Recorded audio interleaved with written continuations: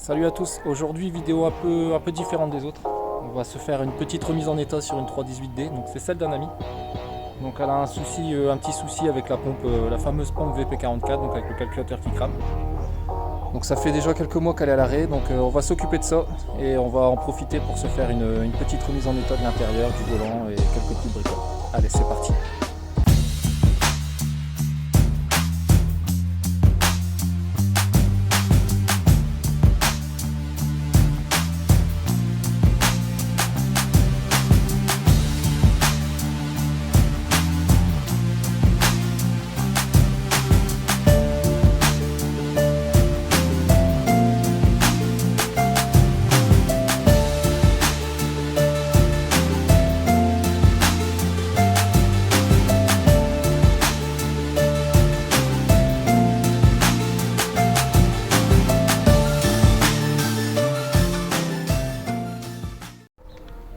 Bon, alors comme dit dans l'introduction, on va s'occuper de la petite E46 du copain là.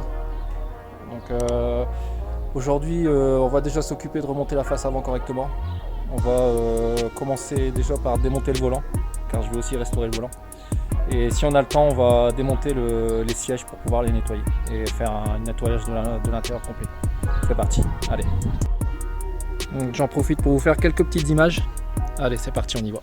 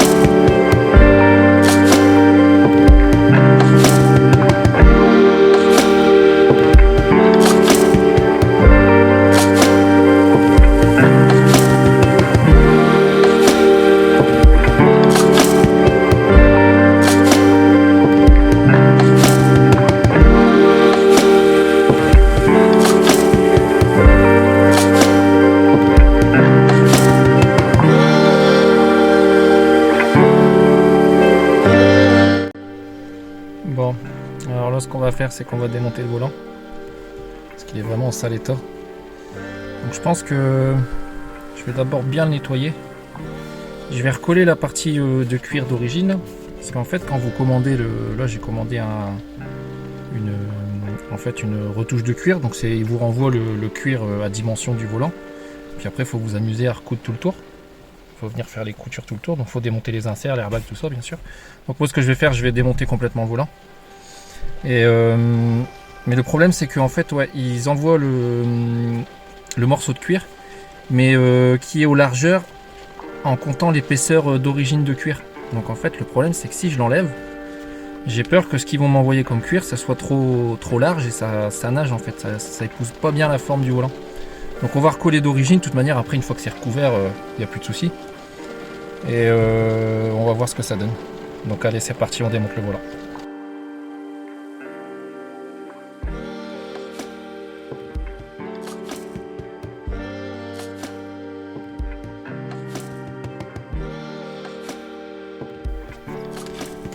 Donc alors là ici en fait, pour sortir l'airbag, il faut venir pousser avec un tournevis plat ici sur les ressorts de chaque côté.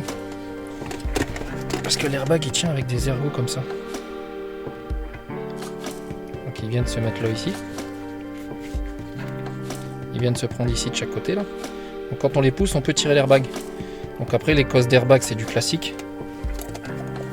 Vous venez lever d'abord le petit verrouillage ici là. Donc c'est pareil que sur Mercedes, hein, c'est à peu près, c'est quasiment toujours les mêmes systèmes de connexion.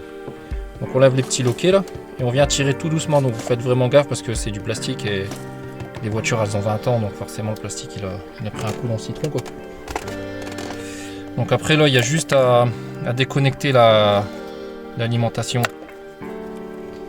du volant, enfin de l'airbag, donc de la colonne de direction. Vous avez le petit fil de masse qui est repris ici sur le volant. Et après vous enlevez la vis centrale et vous venez tirer dessus. Donc après un conseil que je peux vous donner. Bon, normalement c'est pas bloqué parce que je pense que déjà c'est déjà même pas le volant d'origine. Bon, après à voir quoi.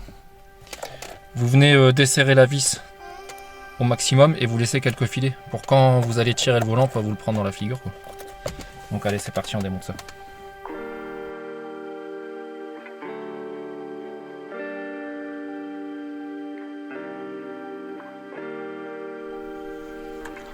Bon, on va remonter le volant. J'ai pas fait de vidéo sur la restauration du volant, il y a déjà plein de vidéos sur internet. C'est juste des pièces en cuir que j'ai commandées et que je suis venu coudre sur le volant. J'ai juste repeint l'insert, c'est la peinture à la bombe noir mat, hein, classique, pas faire PC à plastique. Donc voilà. Donc bien sûr on débranche la batterie avant. Et là on va tout rebrancher. Donc alors pour remettre le volant dans le bon sens, il y a un repère, bon, je l'avais dit au démontage, sur le volant et sur la colonne de direction. Donc il faut bien regarder qu'il soit aligné.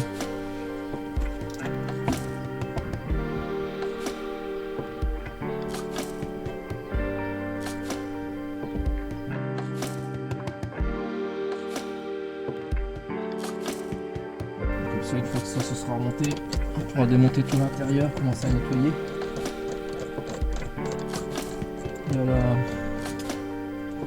Le changement du calculateur de pompe il a été fait. On l'a remplacé par un autre. Il a eu la chance d'en trouver un d'occasion qui avait été remplacé il y a 3 ans. Donc on a fait le remplacement, on n'a pas fait la réparation. Parce qu'on peut aussi le démonter et le renvoyer en réparation. Là le couple de serrage de la vis du milieu, c'est 50 Nm.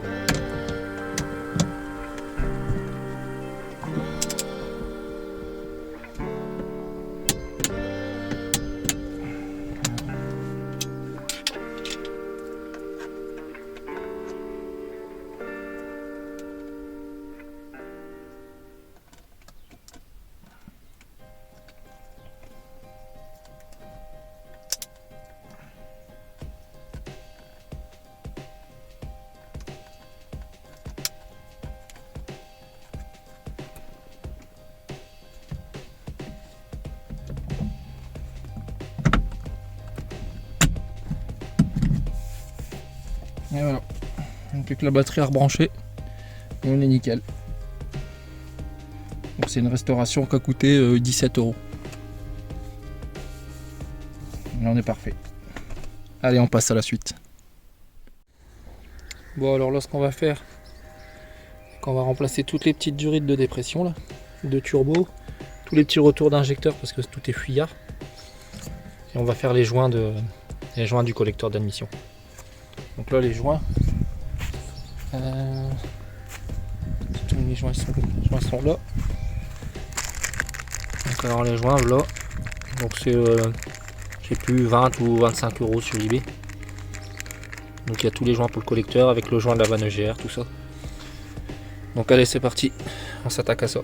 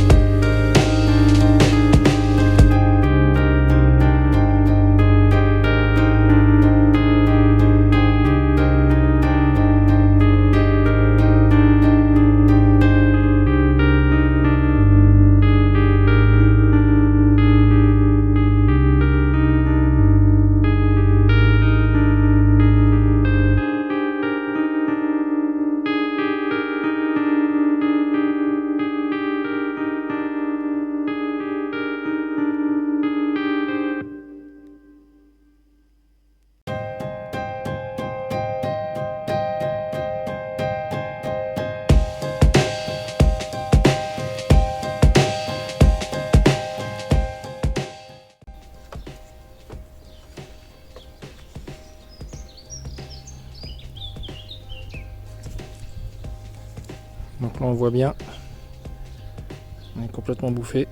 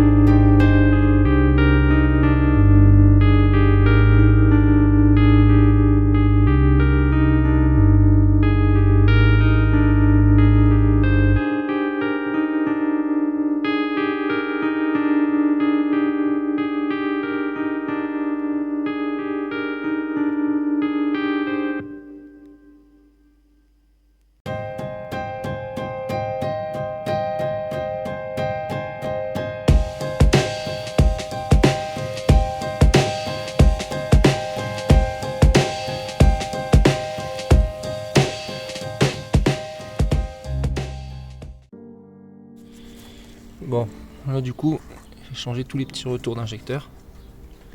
Donc là ici, avec celui qui va jusqu'à la pompe. Là il descend en dessous, il va à la pompe. Donc nous c'est ce boîtier là qu'on a changé avec le régulateur de pompe, il est là. Et après j'ai changé aussi toutes les petites durites de dépression là, qui vont au turbo, qui vont au réservoir et après l'électrovan puis au turbo. Et là on va remonter tout le collecteur. Allez c'est parti.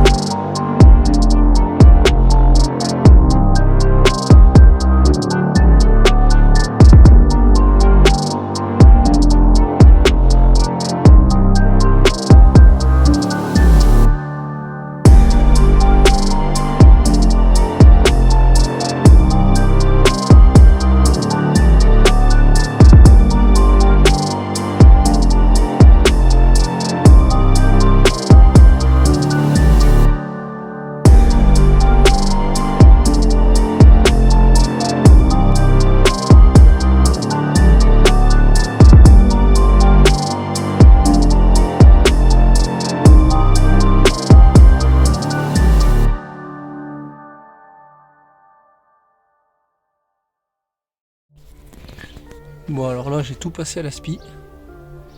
Donc toutes les moquettes elles sont passées à l'aspirateur. On passera l'injecteur extracteur après.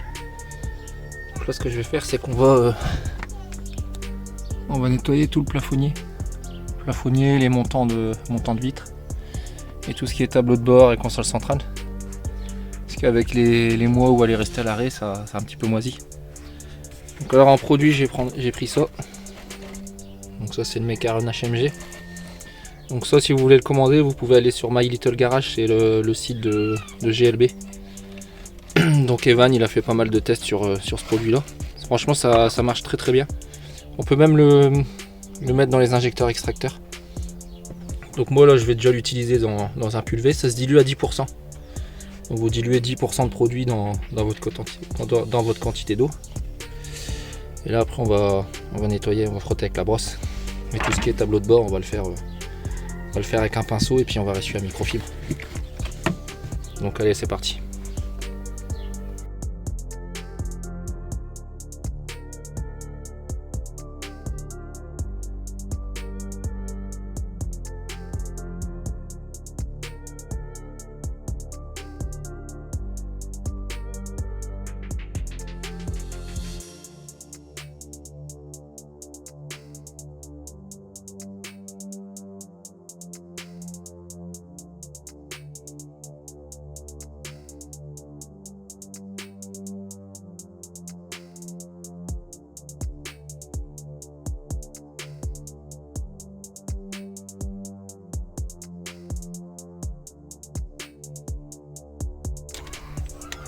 Voilà, regardez l'efficacité.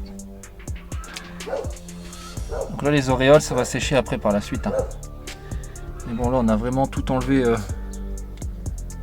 les traces de moisi. Donc là on est nickel. Et par contre maintenant ce que je vais faire, c'est que je vais faire les ceintures. Les ceintures, après on fera les panneaux de porte. Et à la fin on fera le tableau de bord.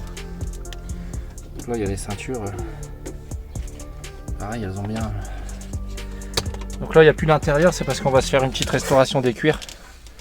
Ils n'étaient pas craqués mais ils étaient vachement décolorés, donc on va se refaire ça. Allez c'est parti.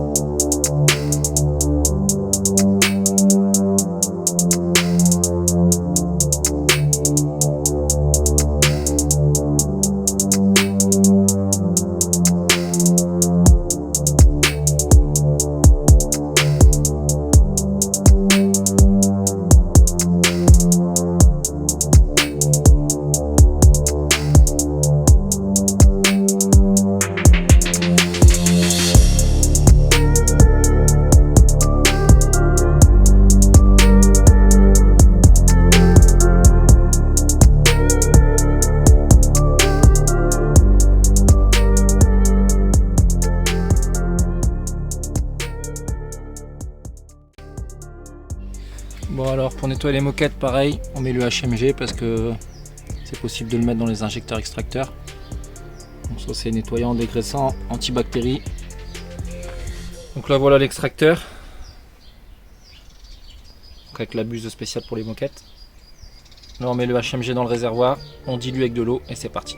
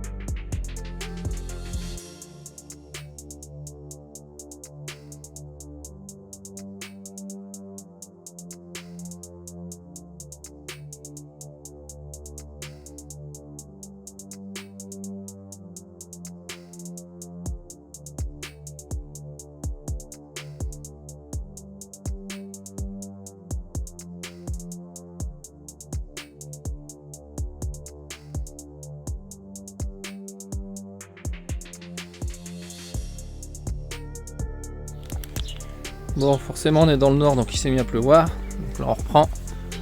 Bon, au niveau de l'intérieur on est nickel.